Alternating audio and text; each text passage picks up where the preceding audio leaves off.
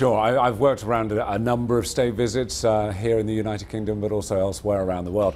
And there are, as you say, many different component parts which are at play. So you have the very overt presence, which, depending on whether it's a state visit or a working visit, as it is in this particular instance, it will be ensuring that what they call the journey management for the visiting head of state will be kept to the minimum in terms of ground transportation, and particularly when you have possible protests, as we will do in the next couple of days. So they'll try and keep as much as they can in the air.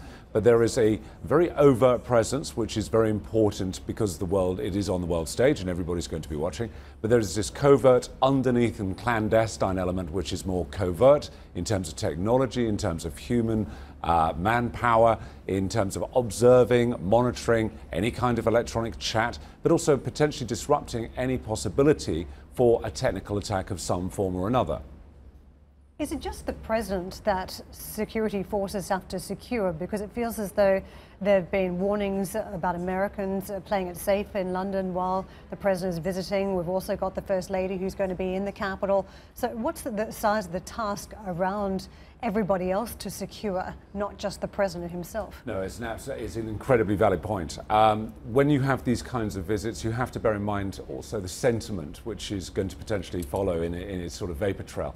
And that means that there could be certain actors that would want to carry out attacks whilst the president is here. Now, that doesn't mean that they're necessarily going to be specifically at POTUS when he arrives, because it's going to be incredibly difficult when you bear in mind not only the security that Britain is laying on, but also the visiting security from the Secret Service and the State Department.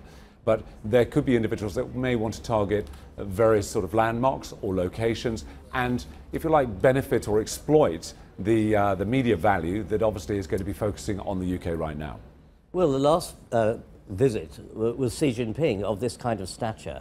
And what we saw there was a lot of people trying to protest but being unable to, because he was almost kept in a bubble. Are the days gone where you could just be a protester and throw an egg at somebody? I mean, now that leaders are in so much of a bubble, domestic protests are almost irrelevant, aren't they? No, absolutely. And I think these protests today will be more in terms of a publicity for their particular groups or organisations or agendas.